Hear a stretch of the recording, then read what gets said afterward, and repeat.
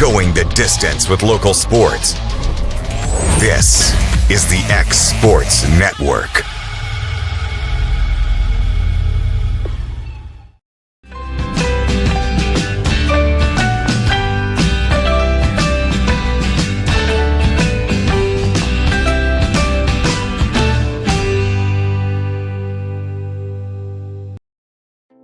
Here at Fields & Brown Barbershop, legacy means a lot. We're trying to fill big shoes left by my two uncles and my grandfather, where every haircut came with conversation and every customer left a little taller than when they walked in. The barbershop is about pride. It's about knowing your barber knows your name and your story. Come see us at Fields & Brown Barbershop, where tradition never goes out of style. 3 generations, 1 legacy, your barbershop.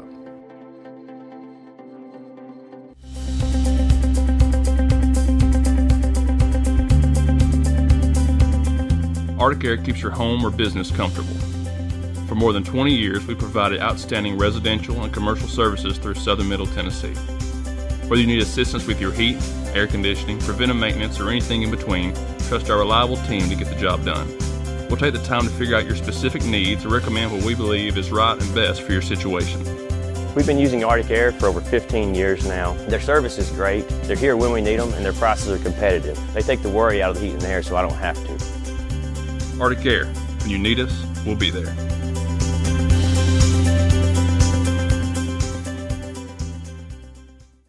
Financial advisor Scott Beasley knows time spent with family is everything.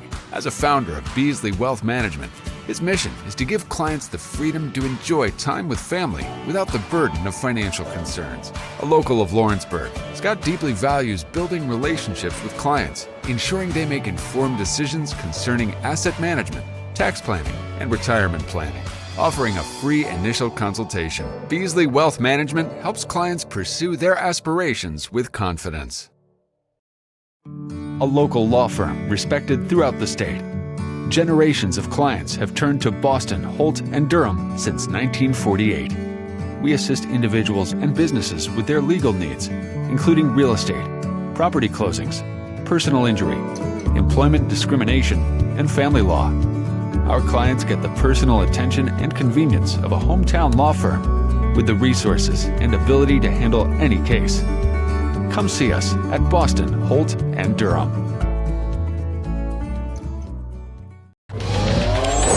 Going the distance with local sports. This is the X Sports Network.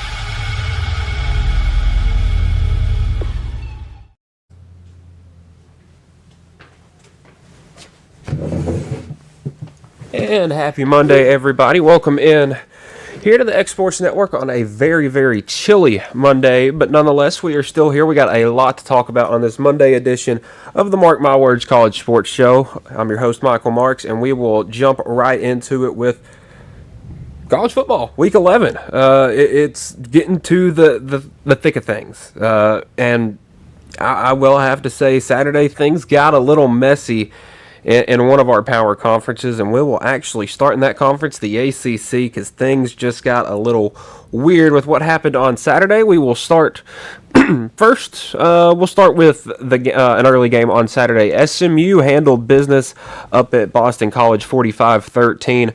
Kevin Jennings, 326 yards, 3 touchdowns, and a pick. TJ Harden, 130 yards on the ground. McFall, though, backup running back for SMU, 64 yards and 3 touchdowns on only 5 carries. Very, very good game for SMU to get back on track. I mean, listen, ever since they kind of stumbled and fell on their face against Wake Forest, man, come out and get a win against Miami and then go on the road and completely handle business against BC. Listen, SMU still only has 1 conference loss. So things are, we'll say, just a little bit messy in that conference, to say the least. We will hop on over. We'll stay in that morning slot where we had 2 basketball schools, Duke and UConn, doing battle up in Connecticut, and the Huskies get the win 37-34. And just, wow. Weird game for Duke. They're 5-4 right now. But funny enough, looking at conference standings, they still only have one conference loss. We'll get to what that means in a little bit. Darian Mensah, 222 passing yards, 3 touchdowns, 2 picks. Nate Shepard got back in the good graces of the Duke run game, 16 carries, 100 yards, 2 touchdowns. The problem is, those guys really did all the work, and you have a quarterback on the other side that, he still hasn't thrown an interception on the season. Joe Fagnano, 27 of 39, 311 yards and 3 touchdowns. Also added 50 more on the ground. And, man, let's talk about Joe Fagnano. Senior out of Williamsport, PA. Looking at his career, it's been one that's gone a while. He spent 4 years at Maine. And then he's in his 3rd year at UConn. He was a freshman. His first year in college, I was a junior in high school. So he's been around the block a while. And now that completely it makes his stats completely understandable. 2,840 yards, 25 touchdowns, no interceptions. But he's been around for a while. He's been playing college football for 7 years now. And, looking at his age, let's see how old he is. Does not have the year he was born here. We'll see if we can find that. Strange that you can't find a date of birth for this guy, but he's been in college for 7 years, so we're looking at least 25 or 26 years old. Hopefully this is kind of the end of that. But yeah, an amazing season nonetheless from Fagnano, and UConn's 7-3 in football, so that's something that usually you don't see a lot of. We will stay in the ACC. We will move over to Miami and Syracuse. The Canes taking down Syracuse 38-10. It was a very good get-back game for Miami. They could have let things spiral, but it could happen again next Saturday. They got a big game coming to town next Saturday. But listen, Carson Beck got back on track. 18 of 24, 247 yards. Kind of spread the run game out a lot. Gerard Pringle got a couple carries. Tramar Brown, Jordan Lyle, kind of spread the ball around to them. Keelan Marion had a great game on the outside. It was a game where you got a lot more guys involved. It wasn't Malachi Toney or C.J. Daniels. They really let a bunch of those guys rest and get healthy because Miami is still 100% in the playoff, but they're going to have to earn it down the stretch. And, boy, Ricky Collins, his tough year at Syracuse keeps getting worse. 12 of 25, 85 yards, 2 interceptions. And Syracuse has struggled running the ball all year, and that continued in this one. They ended up actually out-rushing Miami overall, but had about 10 more carries to do so. Canes up to 7-2. Syracuse falls to 3-7. North Carolina getting a win over Stanford 20-15, and listen, Belichick's boys still got a chance to go bowling. They're 4-5, I believe. That is the North Carolina basketball team. We will talk about them in a little bit. They got 3 games left, and they just need to win 2 of them to get the bowl eligibility, which feels kind of crazy to say once you remember early in the season when this team was getting smoked by UCF and TCU and just happy to beat Charlotte and Richmond. But it seems like they have sort of fixed things out there in Chapel Hill. The offense looks, I'm not going to say, much better, but it is better. Gio Lopez has started to figure things out. 18 of 25, 203 yards, 2 touchdowns. They didn't run the ball very well. North Carolina didn't, only about 2 yards a carry. Stanford only 1 yard a carry. So this was kind of one that was one on the arm of the quarterback. And, well, Stanford had a couple of fumbles as well. Turnovers played a big factor in this one. 2 for Stanford, 1 for UNC. And that one drive may have been the difference in this game. UNC's defense is getting better, surprisingly. And, listen, they're just winning some football games. And, honestly, they should be, crazy enough, they should be 6-3 right now. They should have beat Cal. They should have beat UNC. They should have beat Virginia in back-to-back weeks. They, right now, realistically, could be on a 4-game win streak. But, again, good teams win games, bad teams don't. Not I want to say they're a bad team, but they have started to fix some things, I will say. So maybe not 100% out on old Belichick after year number 1. Florida State and Clemson. We gave this one a hard time for being a night game on the ACC network because, I mean, these are two of the big dogs in the conference, and, well, they played a game that deserved to be on the ACC network. Clemson wins 24-10. It was an ugly one. Cade Klubnik looked pretty good. Tommy Castellanos definitely left some to be desired. Florida State and Clemson's run games were just non-existent in this one. I understand that Clemson's got a good defensive front, and when they figure it out, they can stop any team in the country. I was surprised though at the lack of rushing from Clemson. They had started figuring some things out on the ground last week against Duke, and then they don't follow it up one bit. You get 3 yards a carry from Adam Randall, but you just started giving him more than 10 carries a week a couple weeks ago. Clemson's got a lot to figure out, but these are definitely 2, 4, and 5 teams that things have not gone the way that either of those teams would want to in the year of 2025. Wake Forest and Virginia. We talked about this one, thought it would be a good one. I thought Virginia would have enough to eke one out, and they finally come up short. Now, Chandler Morris did not play much of this game, got hurt, only threw 6 passes, only ran once. That played a factor. Daniel Kalen, sophomore, has not played much at all this year. You look at the games he's played. He got 3-9 versus Coastal Carolina and a 40-point win, 8-14 against William & Mary and a 40-point win, 1-for-1 against Stanford and a 30-point win, and then comes out and has to throw 30 passes in this game. It was not going to go great from the start, but he didn't turn the ball over, other than the fumbles, which, again, ended up really hurting. But, man, that Virginia offense just looked bad. Field goal after field goal after field goal. I mean, you put up 327 yards and only muster 3 scoring drives. 160 yards on the ground. You knew it was going to be a heavy emphasis on the ground game in this one, but the 3 fumbles really just gouged it. And great game from Wake Forest. Robbie Ashford still trying to work his way back, but Damon Claiborne had some big carries on the ground, and funny enough, the one touchdown in this game, I believe, came on the defensive end for Wake Forest. And if that's, we will see.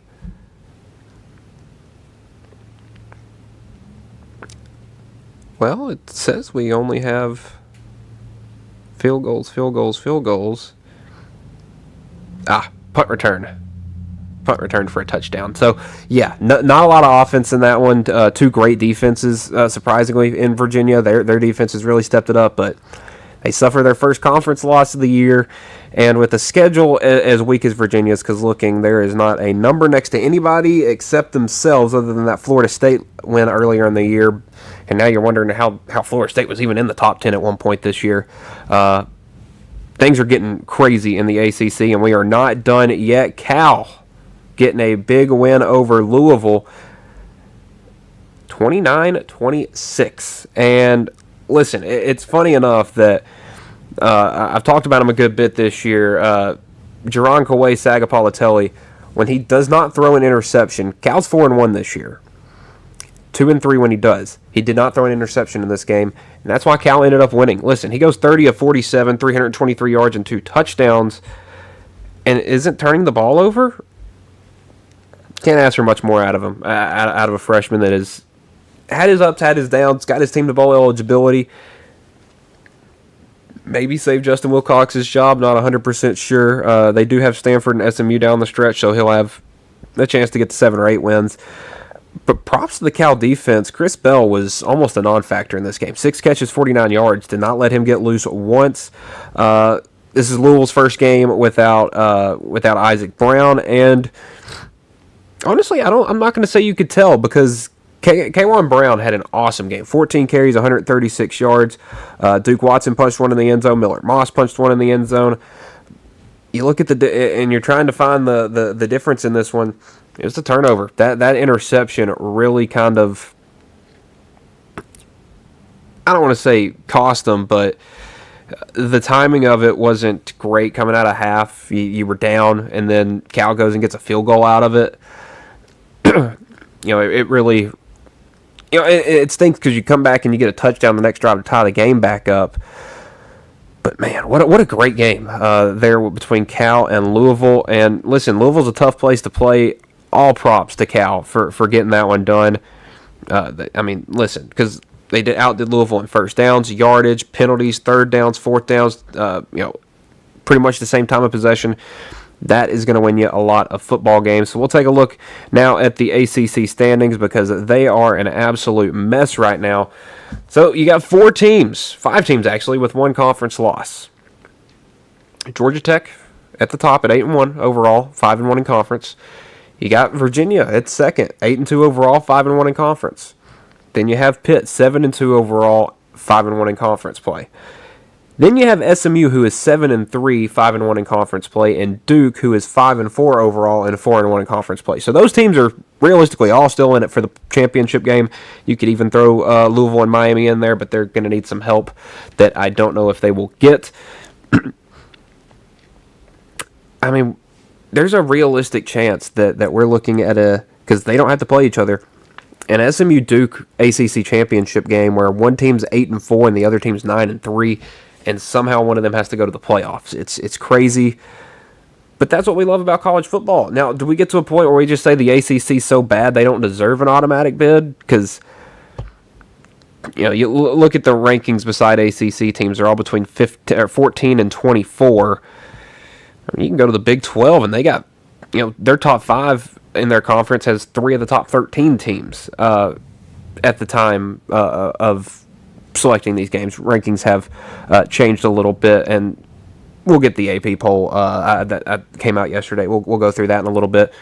But the ACC is a mess right now, folks, and looking at just taking a quick peek at the slate next week, it has a chance to get a lot crazier.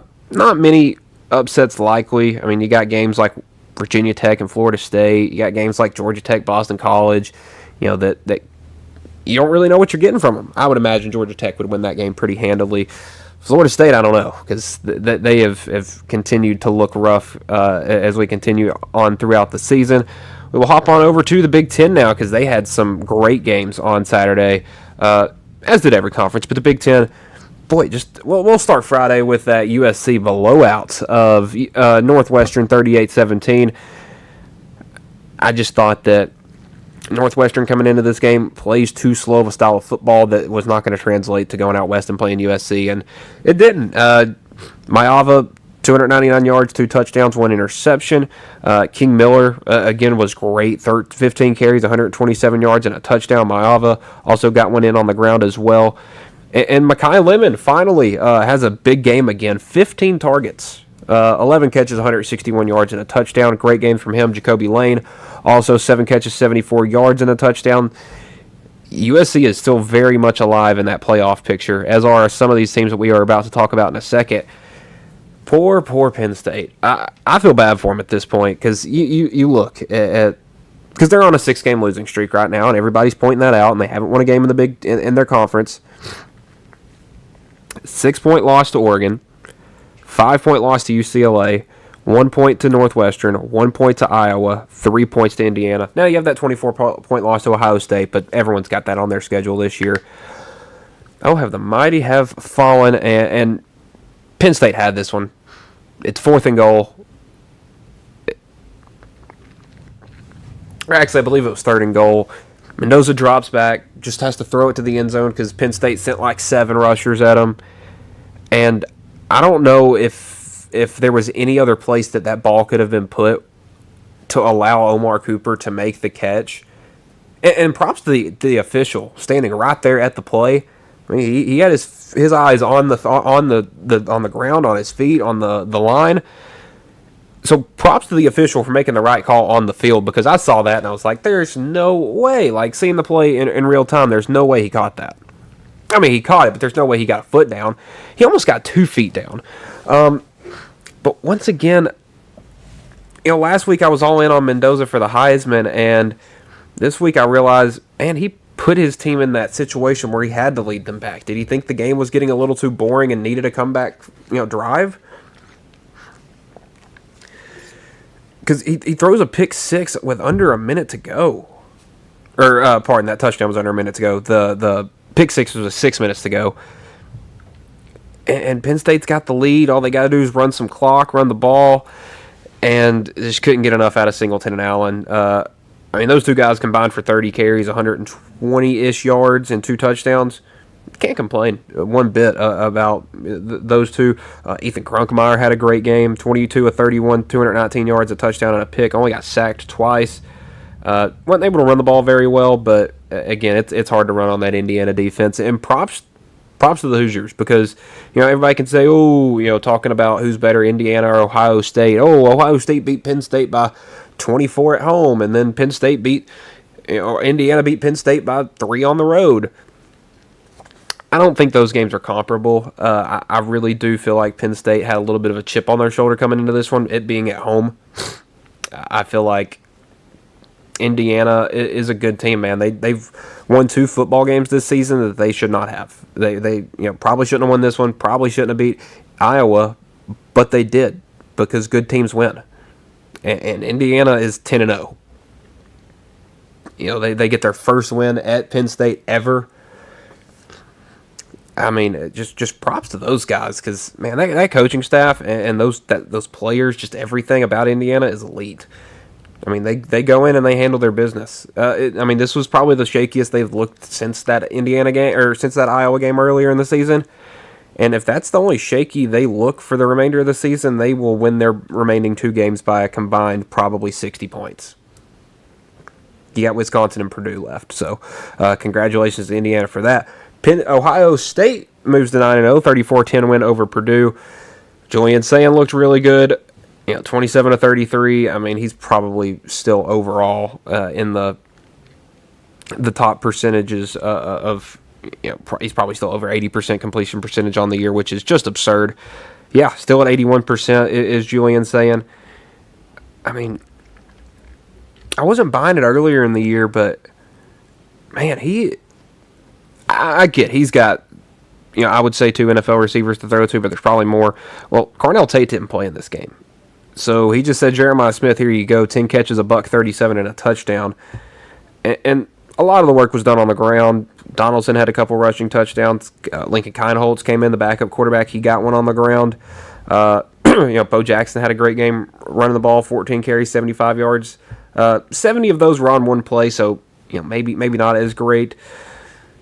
But listen, their defense kept Purdue from doing anything. Ryan Brown, nothing. Their run game, nothing. Just prevented big plays. I mean, you had the 30-yard catch to the tight end, but that was your only play over 15 yards the entire game. So, yeah, just all the props to Ohio State's defense. I mean, this was a Purdue team that was moving the ball pretty well in most games and just got outgained by 300 yards, outpassed by 200, outrun by 100. Just got dominated top to bottom. I mean, Ohio State ran 32 more plays. It's insane how that happens. Rutgers 35, Maryland 20. Not much to talk about in this one. Malik Washington had a great run on the ground, but Maryland needs to find some offense, and firing your head coach was not the way to do it. You can fire a coordinator, fire an assistant coach, but teams that haven't won a whole lot in their history, I'll pull up Maryland football real quick just to make sure I don't say any stats wrong. But why again did they fire Mike Locksley? Because you look at their they have 1 claimed national title, 1 unclaimed, 11 conference, and that was in the 1950s. They're 500 all time in bowls. They're 11 conference titles, 12 consensus All-Americans, just over 500 in the wins. Why are we firing coaches if they have a rough stretch playing in the second best or third best conference in the country? Because you look, that Washington loss, that's not a bad team. You might think that when we talk about them a little later. That Nebraska team was still really good when they played. That UCLA team was on a heater when they played. Indiana, and now maybe a 15-point loss to Rutgers can highlight some things, but it just looks like the Scarlet Knights want it more. Just top to bottom. The passing game was better, even with 2 interceptions. And Rutgers has been an interesting team this year. I mean, they're 5-5 and have a chance to go to a bowl game. They got 2 games left, Ohio State and Penn State. I mean, they could be fighting Pitt State for a bowl spot. Realistically, that's what that last game could be. But looking at this game against Maryland, I mean, Antoine Raymond, 41 carries, 240 yards, and a touchdown. That's 6 yards a carry on 40 carries. That'll do. Callie Ackmanis threw a touchdown on one every fifth pass, pretty much. He had 20 pass attempts, 4 touchdowns. Ian Strong was great through the air, 5 catches, 88 yards, 3 touchdowns. And the Scarlet Knights have shown some fight this season, and they're back to 500. Oregon taking down Iowa in the most Iowa-Oregon football score of all time, 18-16. The Ducks didn't look good, but they had just enough to get it done in this one. And Dante Moore, oof, probably the reason it was that close. 13 of 21, 112 yards and a touchdown, or no touchdowns, 1 interception. Had 46 yards on the ground, but again, 49 of those were on 1 run. I think Mark Gronowski was the better quarterback in this game.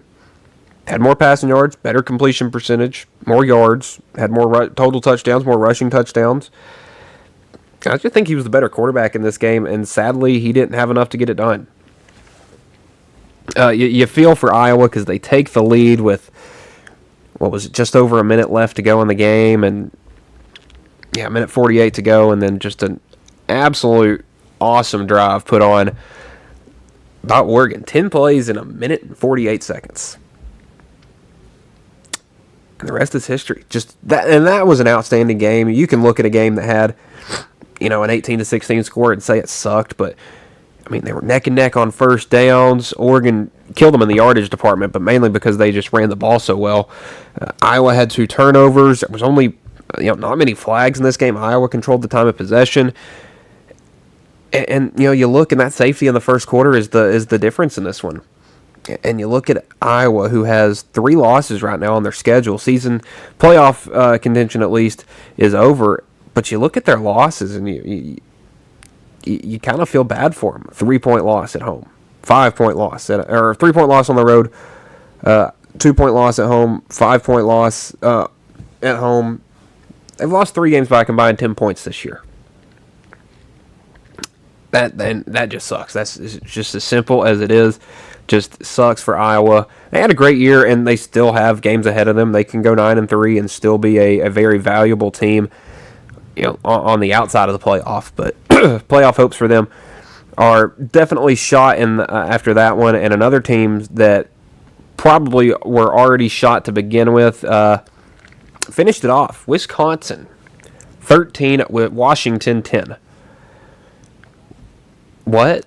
I mean, this is probably the most puzzling score.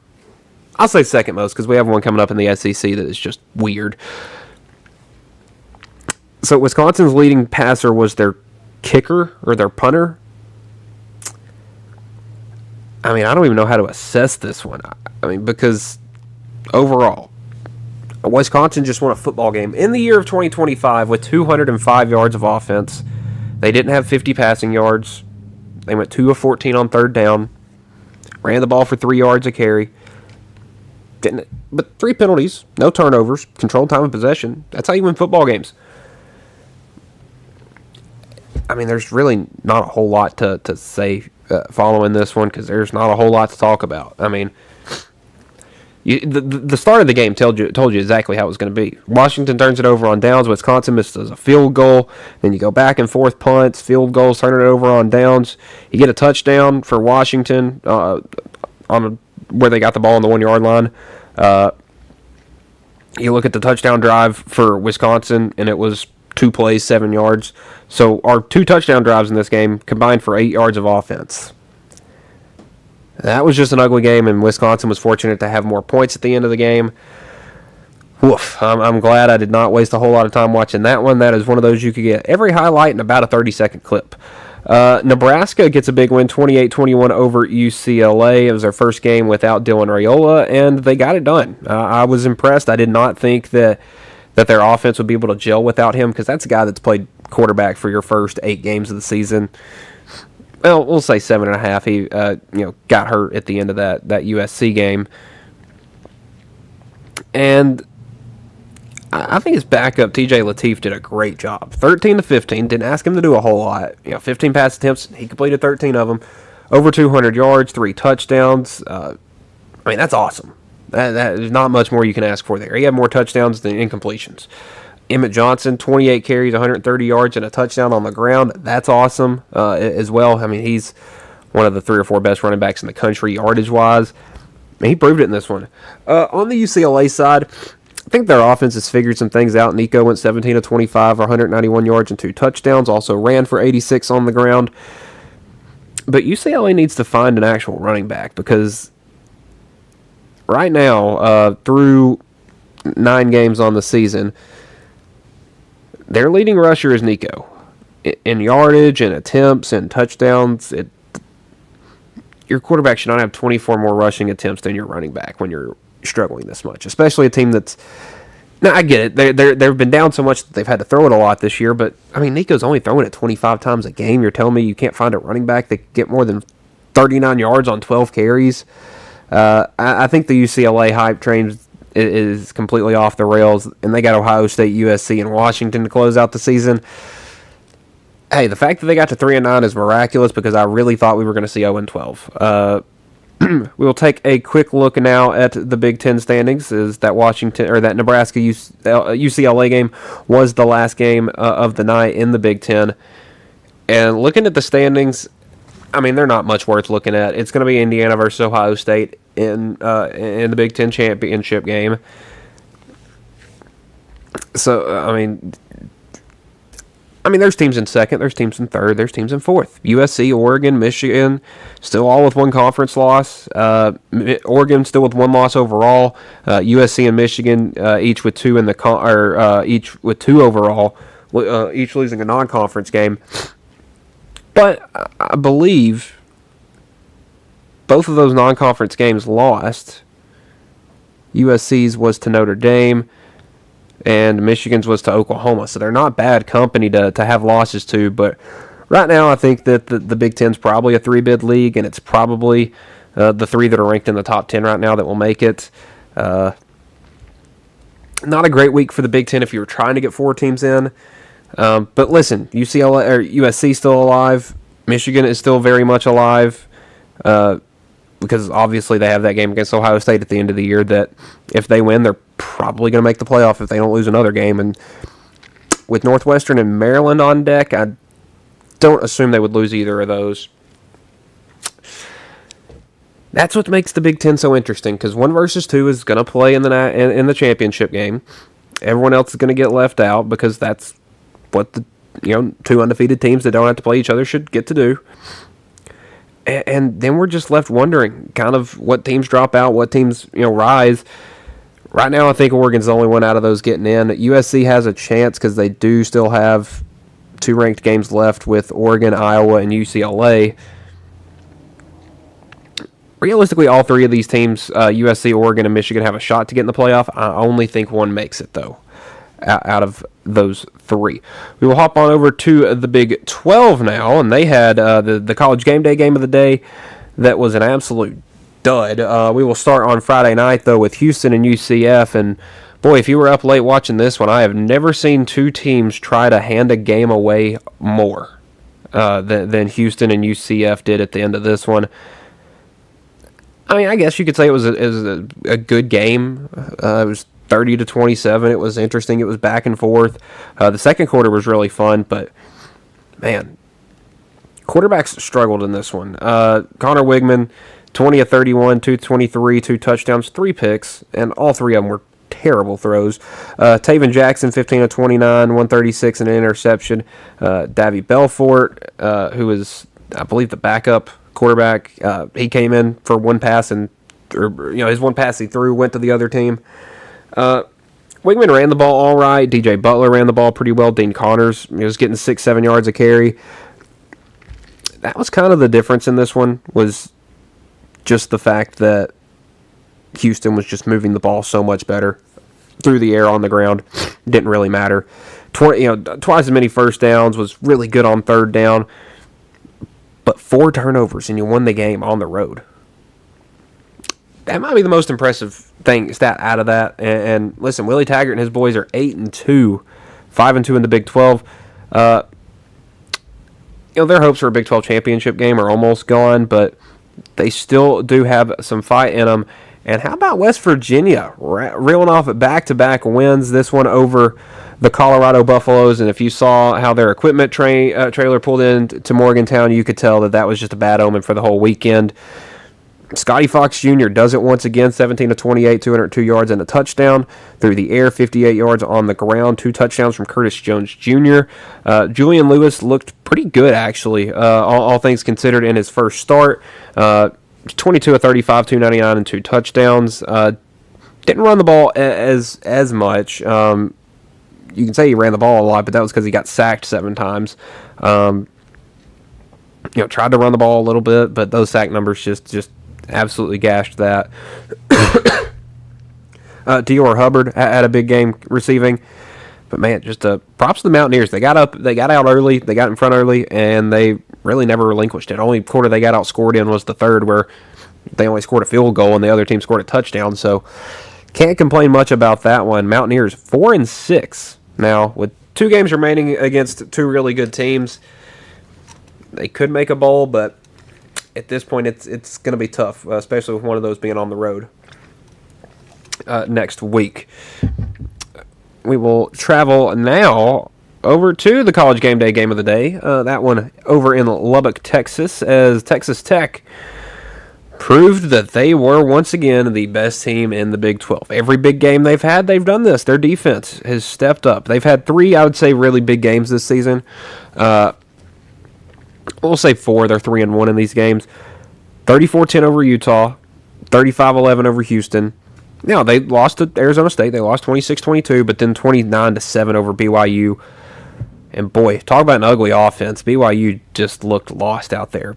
Bear Bachmeier went into a hostile crowd, and boy, he must have got a bunch of those passing yards late, because it felt like midway through the third quarter he had like 60 passing yards. So finished 23 of 38 with a $188 and a touchdown and a pick.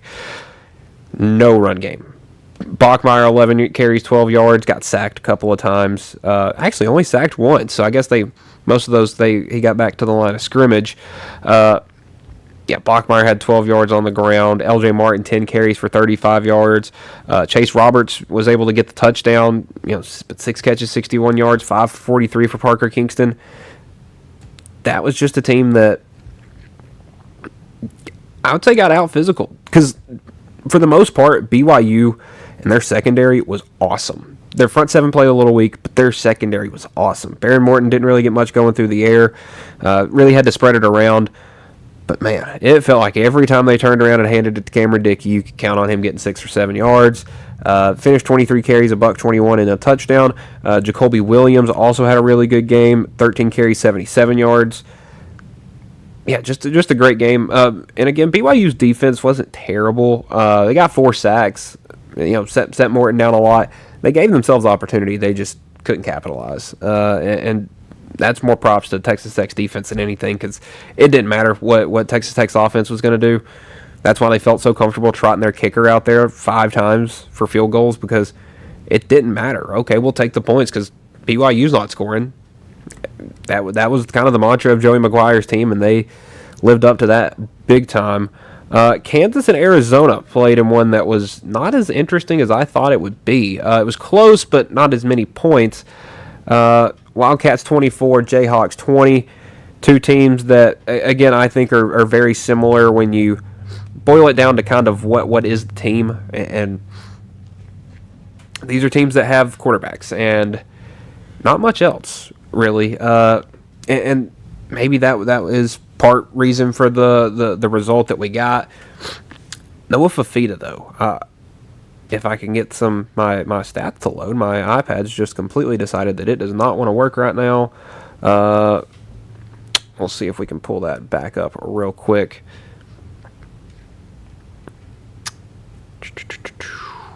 Who were we talking about? Arizona and Kansas. Here we go. Found myself back. All right. Kansas is falling to 5-5. Arizona 6-3 on the season. I mean, looking at the offenses, Jalen Daniels didn't do a whole lot through the air. 15 of 29, did as much as he could. 199 yards and a touchdown. Also ran 14 carries for 74 yards on the ground and a touchdown.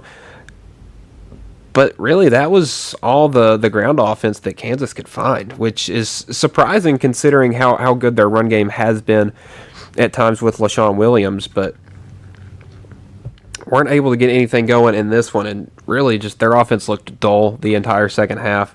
LaShawn Williams, 7 carries, 23 yards. Got 18 for 67 out of Daniel Highshaw, but not much more. Noah Fafita, 16 of 31, 155 and 2 touchdowns. 13 carries, 25 yards, but didn't actually get much going on the ground. It did get sacked 5 times. This was one of those where Arizona just had the momentum coming out of the second half, and we're down 20-17 entering the quarter, and ended up scoring the touchdown and getting the win at the end. Ugly game offensively, though. Neither team really was great. There wasn't explosive running backs that really blew this game out away. Ismail Mahdi had that 38-yard run for Arizona, but still a game that the offense has definitely left some to be desired. And speaking of that, we'll stay in the Big 12 for our last game. Iowa State and TCU, just an absolute stinker of a game. I was really looking forward to this one because I thought it had a potential to be a great game, and just was not it. Josh Hoover played by far his worst game of the year, 34 of 50, 319 through the air, a touchdown and 2 picks.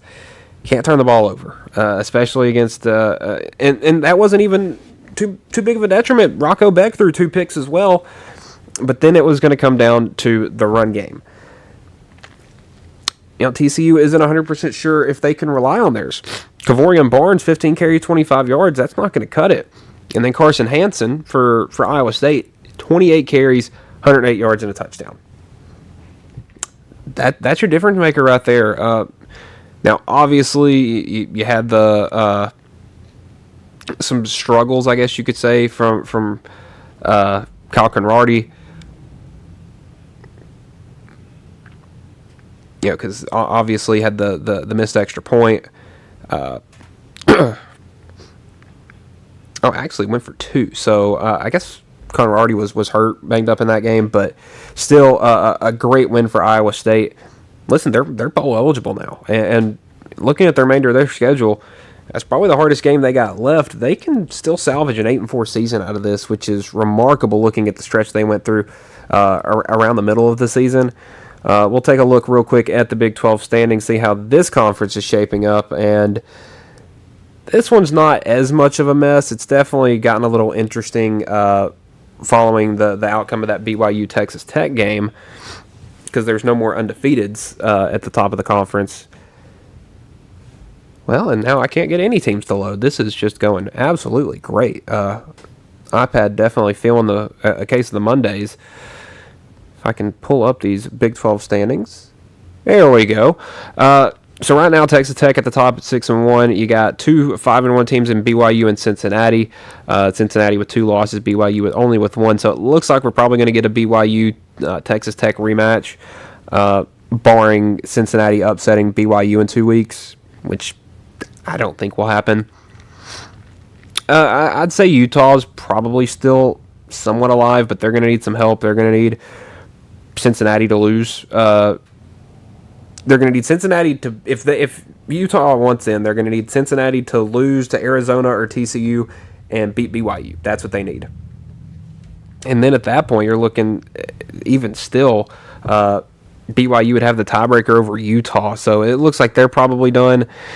Houston, though, don't believe they have the tiebreaker with any of these teams. Well, they don't play BYU. They don't play... Well, they don't really play any of these top teams. Well, that explains how Houston's so good.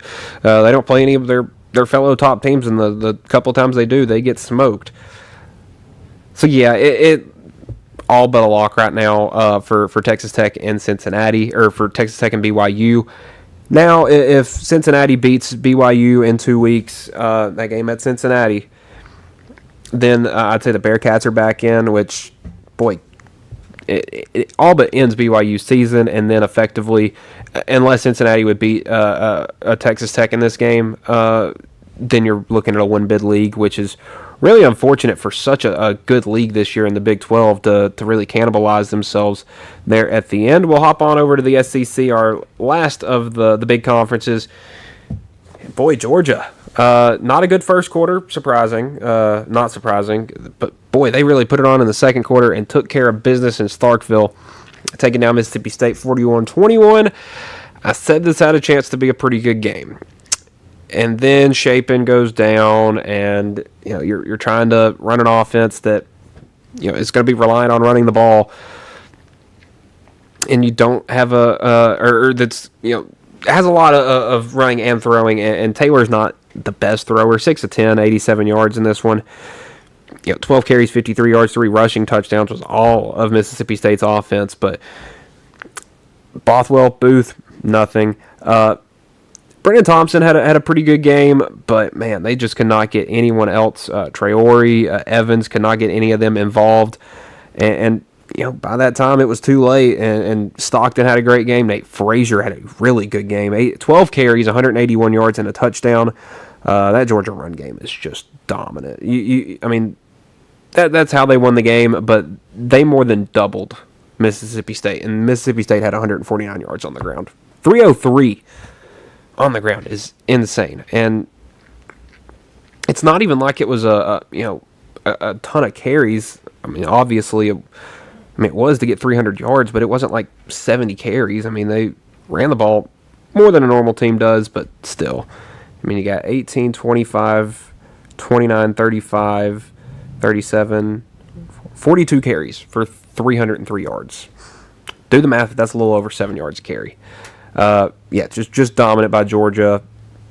They'll continue to stay where they are in the AP poll, unless someone in front of them loses, which nothing did like that happened this week. Ole Miss handled the Citadel 49-0. Trinidad Chambliss 300 yards, 3 touchdowns. We got to see some Austin Simmons. Came in through a pick. Kyron Lacey had 3 touchdowns on the ground. All-around good game for that Ole Miss offense. Texas A&M is now doing what really good teams do, and that's going on the road in mid-November against we'll say a middle-of-the-road Missouri team, because they're not at full strength. They don't have, they didn't have Perbula, obviously, yesterday, and that showed. But they handled business, went out 38-17, and it was one where they got up 14-0 at halftime and kind of lulled you to sleep, and then just, boom, punch you in the face there in the second half. Great game from both Marcel Reed and Reuben Owens. They really kept it multiple. Reed, 20 of 29, 221, 2 touchdowns through the air. Reuben Owens, 13 carries, 102 yards, and 2 touchdowns on the ground. Obviously, Casey Concepcion, great game. Mario Craver, great game. Austin Bethel Roman had a good game as well. That Texas A&M team is humming as we get race down the stretch. But looking at their final 3 games, they have it cut out for them. South Carolina, Samford, and Texas. That was a joke. That game against Texas will be pretty big, but at this point, Texas A&M is at this point doomsday away from not from making the playoffs. They would need something absolutely crazy to happen to keep them from making it. Probably the most exciting game of the day, Vanderbilt and Auburn. Would not have picked that Saturday morning, Friday night, probably through halftime of Saturday, but what a game. 45-38 final in overtime. Man, you had 2 quarterbacks that I didn't think could sling it. They were slinging it around the yard. Ashton Daniels, 31 of 44, 353 yards, and 2 touchdowns. That's pretty good. Jeremiah Cobb, their running back, 16 carries, 115 yards. And then Ashton Daniels, 18 carries, 89 yards, and 2 touchdowns. So this team that mustered 3 points against Kentucky last week, with their offensive guru of a head coach, then goes on the road against a Vanderbilt team that held a Missouri team to 7 points last week, or 2 weeks ago, and you go put 563 on their head? Now, given this is the first time that, according to a stat that I read from a trusted statistician, well, I won't say necessarily a statistician, but from an analyst, that was the first time that Vanderbilt had won a game in which they had given up 38 or more. First time ever, which feels weird. 1 in 170 all time when allowing 38 plus in a game. And it's crazy what happens when you get rid of a problem in the locker room, because then everybody plays better. Cam Coleman, 10 catches, 143 yards and a touchdown. Eric Singleton, 11 catches, 102 yards and a touchdown. Great offense from them, but at the end of the day, it's Vandy, and they're gonna play hard. 377 passing yards and 3 touchdowns from Pavia through the air. He added 112 in the touchdown on the ground. If you do the math, that's 489 yards and 4 touchdowns from that guy. That'll do. No turnovers as well. Really impressive. Cedric Alexander had 2 touchdowns. Trey Richardson, 3 catches, 124 yards and a touchdown. Eli Stowers, 12 catches, $122. Junior Sherrill, 4 catches for 75 yards and a touchdown. I think this says more about Vanderbilt than it does about Auburn, and not in a bad way. Vanderbilt just put up 45 points against an Auburn defense that allowed 16 points to Texas A&M, 20 points to Georgia. What is that? 33 or 24 against Arkansas. That's actually pretty. That's really impressive. And then held Kentucky to 10 points, and Kentucky's offense had been looking really good. And then you go put 45 on them. Impressive. It was, I believe, 20 more points than anybody had scored on Auburn all year. I believe that 24 was actually it. Yeah, 24 was the most anybody had scored on Auburn going into that game, and Vanderbilt does 3 touchdowns more than that. So, really impressive win for the Doors. They go to 8-2. This is the most confusing outcome of the week. I picked Kentucky to beat Florida. I did not pick Kentucky to beat Florida by 31 points, and it'd be 38-7. DJ Lagway got benched through 3 interceptions, and you feel bad because there's no Vernell Brown. There's no Dallas Wilson. There's no Eugene Wilson. That's your 3 best receivers gone. And they're 3 good receivers gone. You still got Jaden Ball, but that dude's getting beat up. And then you let Cutter Boley just dice you up. Dante Dowdell, 100 yards on the ground. Seth McGowan, 92 yards on the ground. Kentucky was humming, and that job probably saved Mark Stoops' job. And that makes their game next week against Tennessee Tech really interesting for the one fact Tennessee Tech's 10-0. Trying to put together a perfect season. And they've kind of been blowing everybody out.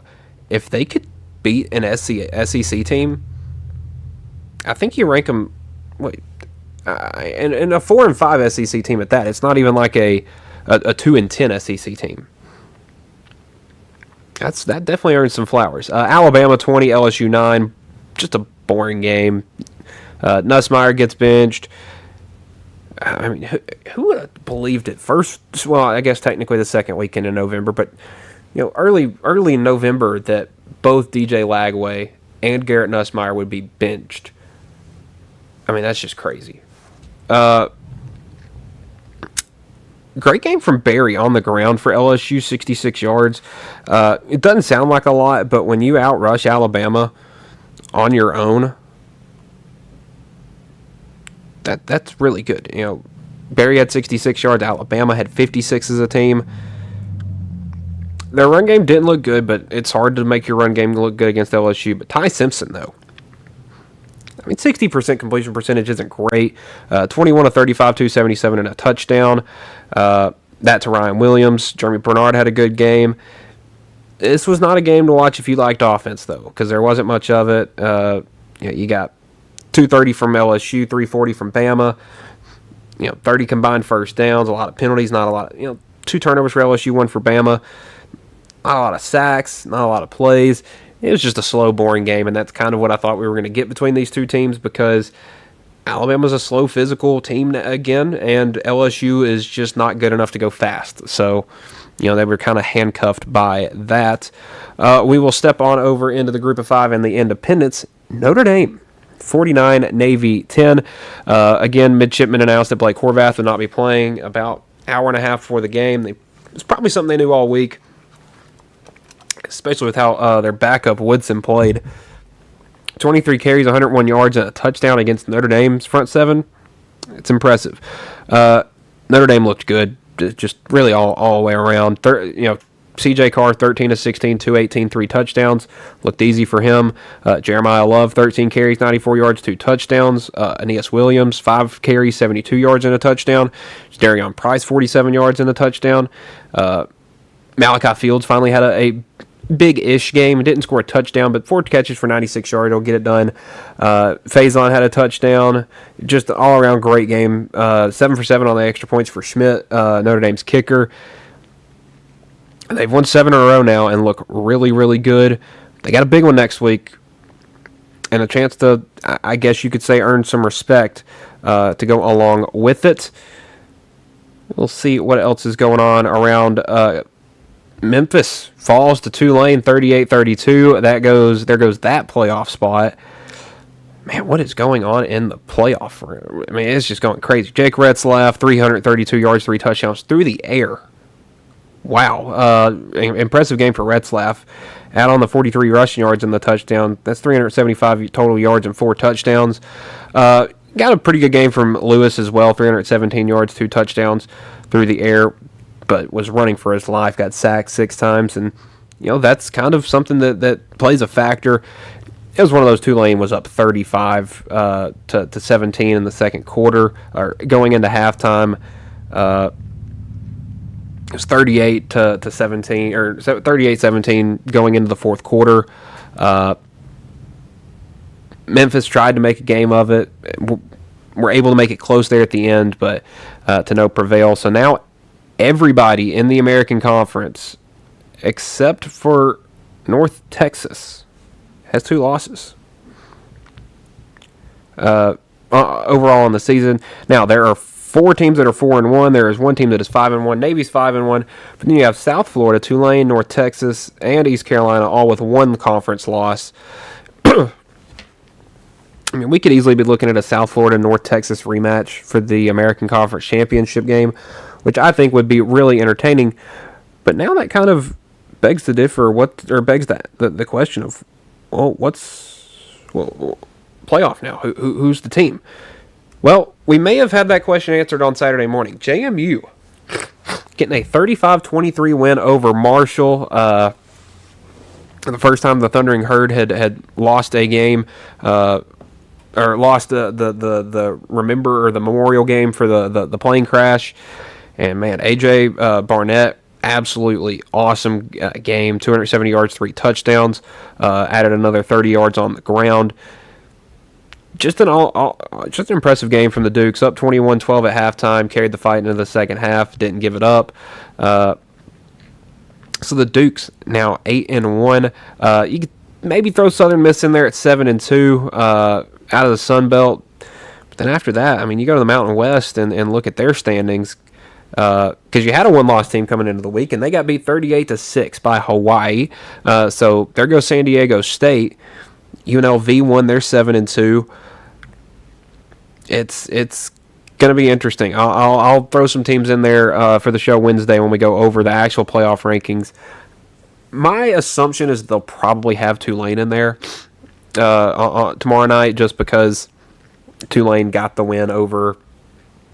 Got the win over Memphis, so that would kind of replace them, so to speak. But man, give North Texas some respect, because they're going to be the team I put up there. Because I really do think that they are genuinely a really good team. We'll hop on over to the AP poll now. Not a whole lot of change. South Florida at 25, James Madison at 24. New additions. Pitt up at 23. Teams that dropped out, you had Missouri drop out, Iowa drop out. I believe that is it. Yes. Oh, and Memphis. Tennessee up 2 spots to 21. Virginia down 8 spots to 20. Louisville down 5 spots to 19. Michigan up 3 spots to 18. USC up 3 spots to 17. Miami up 2 spots to 16. Utah up 2 spots to 15. Georgia Tech up 2 spots to 14. And then Vandy up 2 spots to 13. BYU dropped all the way to 12 following that loss.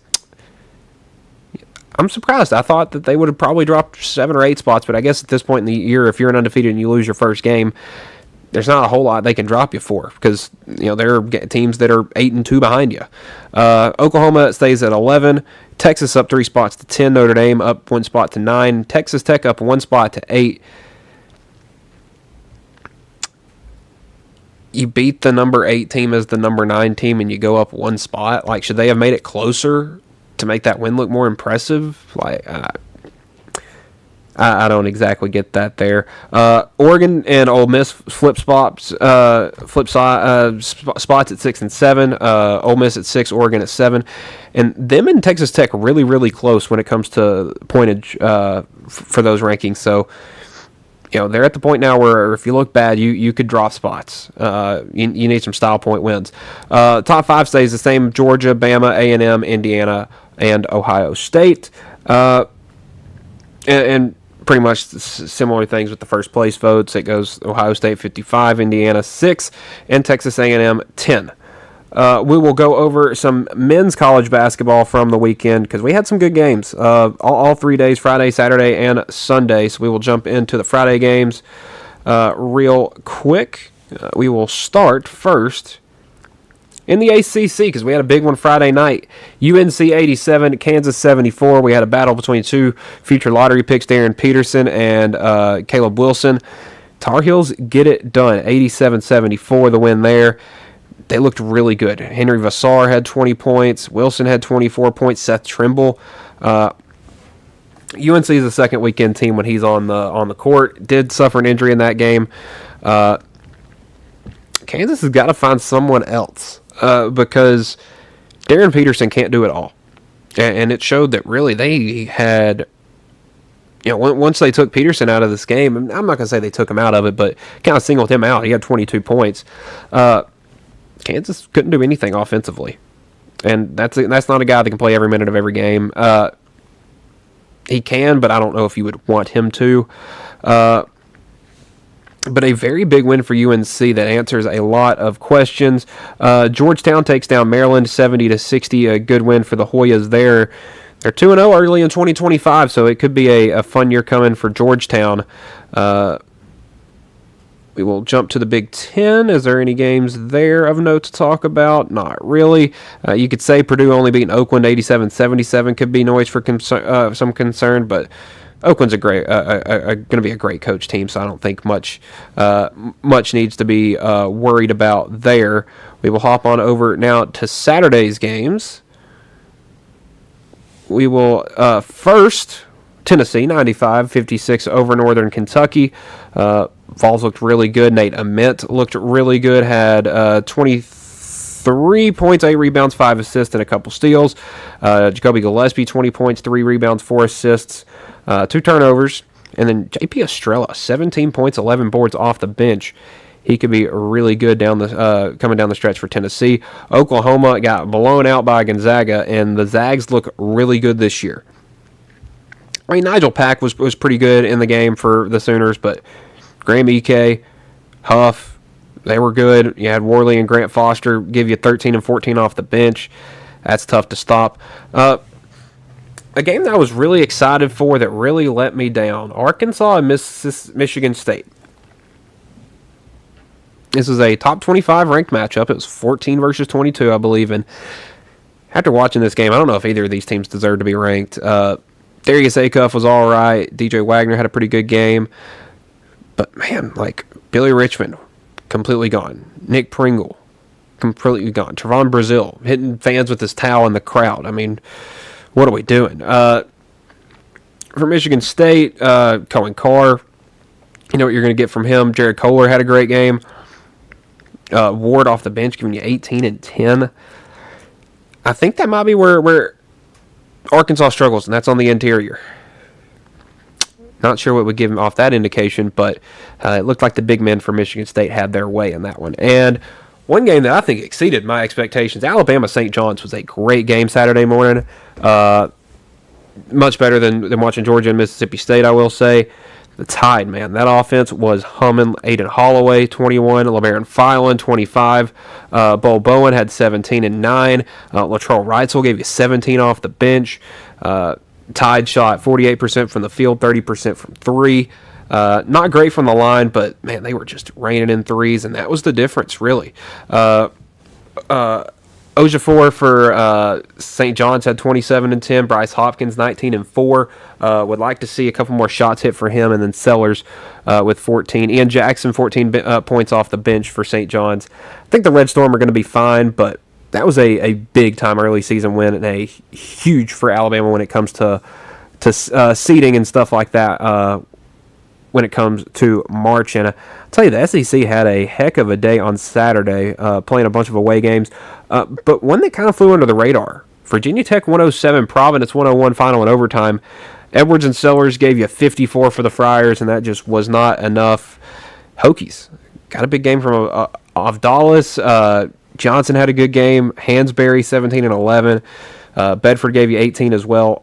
I mean, just the starting five for Virginia Tech is just incredible, because the one guy I didn't mention had 13 rebounds. Everyone else in double figures. I think that Virginia Tech, it could be that Providence might not be that good, but I think Virginia Tech could be a dangerous team to talk about this year. Vanderbilt went on the road to UCF, winning 105-93. Tyler Nickel got 17 from him. Duke Miles gave you 20 points. Tyler Tanner, 17 points, 4 assists. And then off the bench, Collins has 17. Harris gives you 14. That Vandy offense is humming. For the Knights, though, former SEC guys doing a bunch of the work. Devin Cambridge with 12. Riley Kugel with 25. Trying to replace a lot of production that Keyshawn Hall took with him over to Auburn. We will see. Is there anything else from Saturday of note? I don't believe so, unless there was one more game in here, which I don't believe there was. So we will hop on over to the Sunday games. Yeah, nothing else here to talk about. We will hop on over to Sunday. No top 25 ranked teams in action, but still a couple of games, not a whole lot. Baylor getting a win over Washington, 78-69. Bears go to 2-0 on the season. Leading the way with 16 points, Cam Carr. Oklahoma State absolutely demolished Texas A&M, 87-63. Is Oklahoma State really good? Could be. I think the Aggies might really struggle this year, though, because there wasn't anybody for Oklahoma State that really blew you away, but you had 5 guys score over 12 points. That's very efficient from that offense. Indiana, boy, a scoring clinic for Dan DeVries' team. Son Tucker had 27. Wilkerson gave you 23. That's half of your 100 points right there. That's going to work. Marquette, on the other hand, doesn't exactly have themselves figured out. They lost a lot last year, lost a lot the year before that. So they're still kind of reeling. But 2-1 on the year, definitely some room to work, but they will get it figured out. I'm 100% sure of that.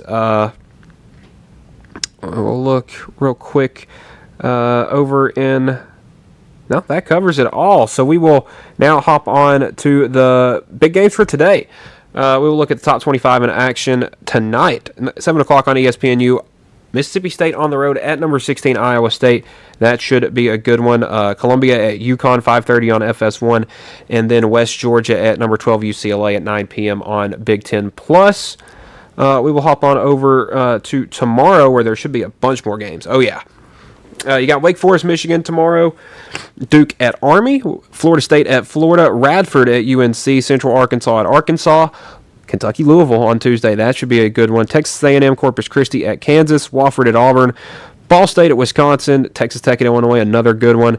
Delaware at BYU. Northern Arizona. And then Creighton and Gonzaga. So I'll tell you what, tomorrow night, folks, we got some good basketballs from 7 o'clock to 9 o'clock.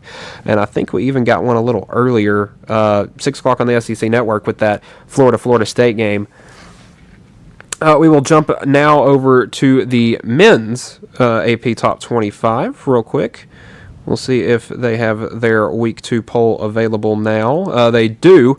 So we got a little bit of change. Kansas down 6 spots to 25. Wisconsin at 24. Creighton at 23. Auburn down 2 spots to 22.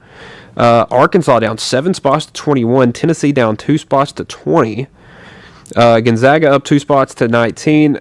Carolina up 7 spots to 18. Michigan State up 5 spots to 17. Iowa State stays put. UCLA down 3 spots to 15. Illinois up 2 spots to 14. St. John's down 8 spots to 13. Louisville down 1 spot to 12. Texas Tech down 1 spot to 11. Florida down from 3 to 10. Alabama at 9, or Kentucky at 9. Alabama all the way up to 8. BYU at 7. Michigan at 6. Arizona at 5.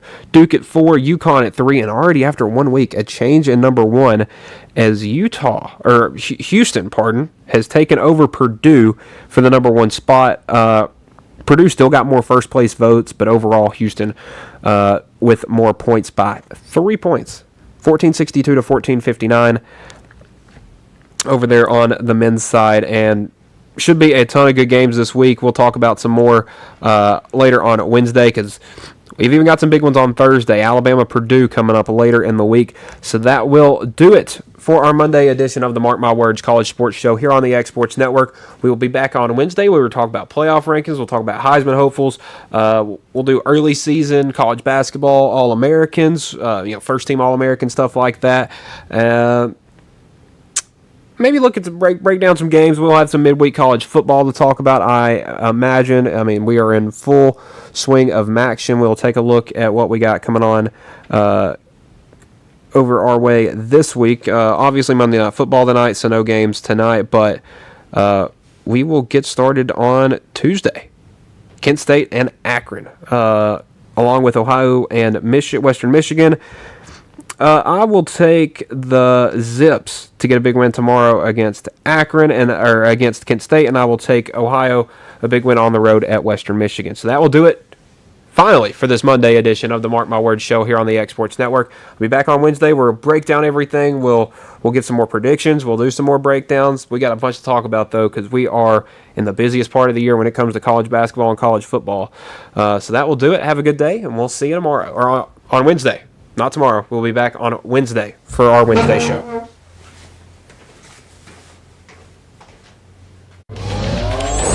Going the distance with local sports. This is the X Sports Network.